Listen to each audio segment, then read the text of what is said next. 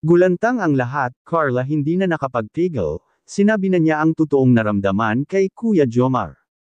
Isang mapagpalang araw sa inyong lahat mga kalingap, sanay hindi niyo po makalimutan na mag-like sa video na ito.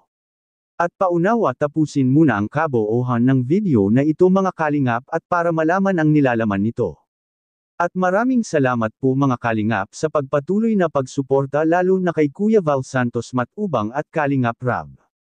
Carla at Kuya Jomar ang magandang magkatuloyin sabi ng karamihang taga-hanga ng Jom Carl. Maaring magketoto ang mga sinasabi ng ilang taga-subaybay natin mga kalingap na sila ang magkakatuloyin ni Kuya Jomar at Carla balang araw mga kalingap dahil sa magkaparehas anya sila ng mukhang dalawa. Sa aking nalalaman at natuklasan patungkol sa dalawang tambalan na ito mga kalingap ay si Carla hindi pa ito handang magbo-boyfriend. Dahil sa nakataon ang sarili niya sa kanyang pag-aaral. Which is napahanga naman ang karamihan sa ipinamalas ni Carla sa kanyang pag-aaral mga kalingap dahil sa kamakailan nga ay nalaman natin na isa si Carla ang nag-honor student sa kanilang paaralan. At kung papasok ito sa pagbo-boyfriend ay nag-alala ang karamihan na baka si Carla ay hindi na makapag-focus sa kanyang pag-aaral. Paano na lang ang umaasa kay Carla mga kalingap, na walang iba ang pamilya ni Carla. At ito rin ang dahilan ni Carla dati kay Kuya Jomar mga kalingap na kailangan anya niyang makapagtapos muna sa kanyang pag-aaral dahil sa umaasa sa kanya ang mga magulang niya mga kalingap. Napakabuting bata talaga nitong si Carla mga kalingap. Dahil sa nag-alala rin siya sa kanyang magulang at gustong-gusto niya na mabigyan ng magandang buhay ito habang sila pa ay nabubuhay. At maalala natin noong nagpunta sila ni Kalingap Rab sa Baguio kasama ang mga Kalingap Angels na nalungkot si Carla doon sa Baguio dahil sa naalala niya ang kanyang pamilya. At pangarap rin niya mga Kalingap na maipasyal niya ang kanyang pamilya sa mga lugar dito sa Pilipinas na kung saan ang mga magagandang tanawin.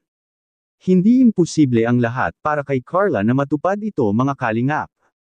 Bakit? Dahil sa kung sakaling mag-graduate na si Carla sa high school ay may gagastos na sa kanya pang kolehiyo. At kahit paanong gustong kukuning kurso nito ay tutulungan itong si Carla mga kalingap sa kanyang bigating sponsors ngayon. At hindi lang yun nandyan pa si Kalingap Rab kung sakaling kailangan ni Carla ang tulong pinansyal. Kaya masasabi natin mga kalingap na hindi talaga malabong mangyayari na makapagtapos si Carla sa pag-aaral kung magsikap lang ito, kung makapaghintay lang ang pagmamahal ni Carla para kay Kuya Jomar.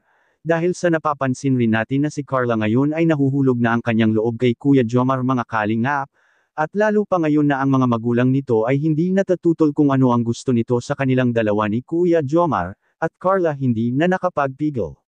Makikita po natin sa video. Baka naman, inamoy-amoy mo yan, ha? Nilaban ko po ito. Ay, nilaban mo po. Bakit mo nilaban? Ano ba nang amoy dati? Ay, di naman. Thank you, ha? Amoy daw ni.